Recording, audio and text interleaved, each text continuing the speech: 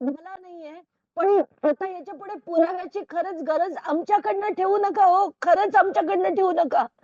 आम्ही सगळं शोधून शोधून तुमच्या पुढे पुरावे मांडतो.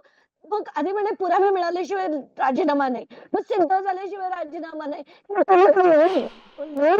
आमचे तुम्ही लोकप्रतिनिधी आहात. लोकप्रतिनिधींसारखे वागा अजित पवार. तुम्ही सगळे सांगतायत पुरावे दिलेत आणून तरी सुद्धा तुम्हाला राजीनामे घेता येत नाहीत. बास झालं आता हे सगळं. बास झालं तुमचं घाणीच आणि गलिच्छ राजकारण. नकोय आम्हाला त्याच्या पुढे ते. नकोय आम्हाला.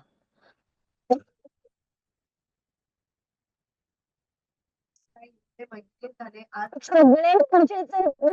सगळे तुझेच आहेत. सगळ्यांना आपापल्या लोकांना वाचवायचंय. हे सगळे जण येणार, घाण करणार, पैसे काढणार आणि आपण बघत राहायचं. सगळ्यांनी. वर काही बोलायचं पण नाहीये ना. फोटो व्हायरल झाल्यानंतर आज मुख्यमंत्री सांगतात राजीनामा द्या. एक्झॅक्टली. आणि मुख्यमंत्री जे गृहमंत्री पण आहेत त्यांना माहिती नव्हतं. सीआयडीने त्यांना सांगितलं नसेल की असे सगळे व्हिडिओ आहेत, असे सगळे फोटो आहेत. सांगितलं नव्हतं. तरी तुम्हाला एवढा वेळ लागतोय राजीनामा घ्यायला. तरी त्या कराडचा सीसीटीव्ही बंद होता जेलमधला. तरी त्याला सगळी सरबराई त्याची होत होती. काय समजतं तुम्ही सामान्य माणसांनी काय हे समजतं आम्हाला. आम्ही भिकारी आहोत. थर्ड क्लास लोक आहोत की आमचं चिडून कोणी गेलं तरी त्याच्यावर कोणी कारवाई नाही करणार. मला सगळ्यांना मला उचलून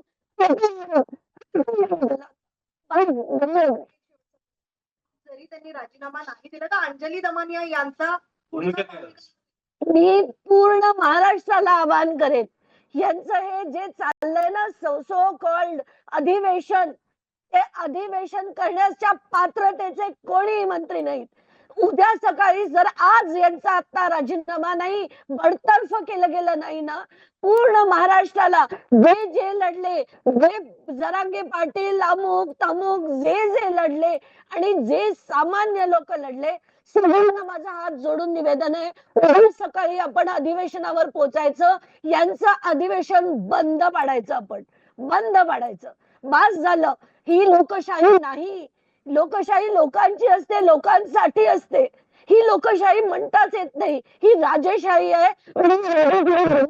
आपण मी आव्हान करेन की उद्या सकाळपर्यंत म्हणजे आज जर याचे बडतर्फीचे आदेश नाही आले तर उद्या सकाळी यांची संसद आपण बंद पाडायची. तुम्ही सुरुवातीपासून या प्रकरणात मोठे खुलासे केले. ते पुरावे सबट पुरावे दादांना दिले, अजितदादांना दिलेत आणि मुख्यमंत्र्यांना पण दिले. सगळ्यांना देऊन झाले.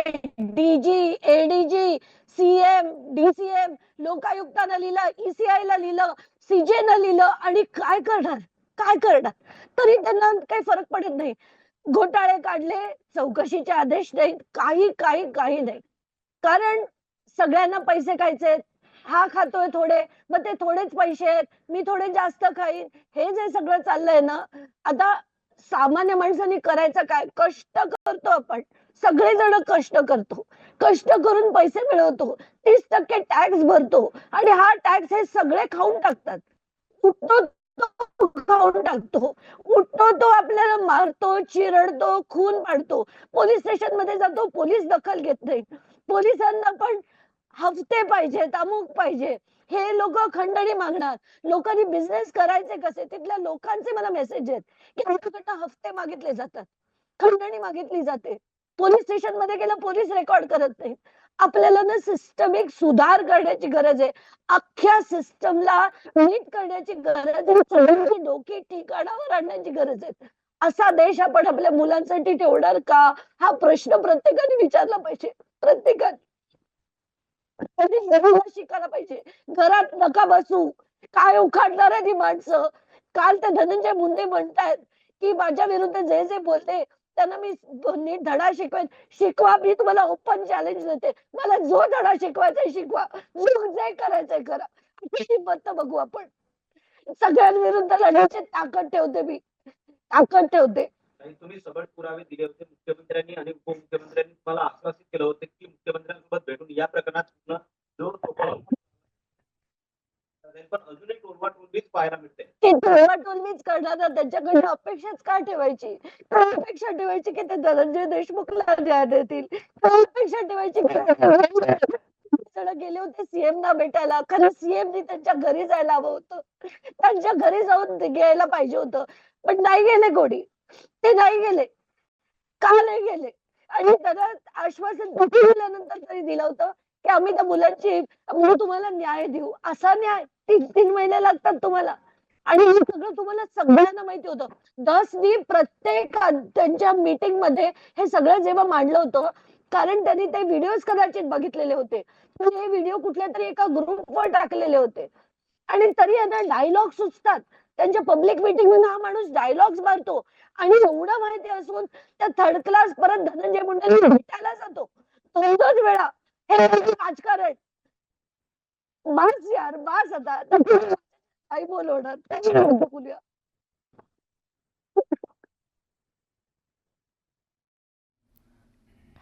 सामाजिक कार्यकर्त्या अंजली दमानिया यांचा हा तिळपापड जो आहे तो त्या एकट्या स्त्रीचा नाही आहे, सामाजिक कार्यकर्ता म्हणून नाही आहे, तर आपल्या महाराष्ट्रात काय सुरू आहे या अनुषंगानं बोलला गेलेला हा तिळपापड आणि आक्रोश आहे. हे शब्द फक्त एकटे त्यांचे नाही आहेत, आज महाराष्ट्राचे आहेत. आज हतबल आणि हताश वाटतंय सगळ्यांना.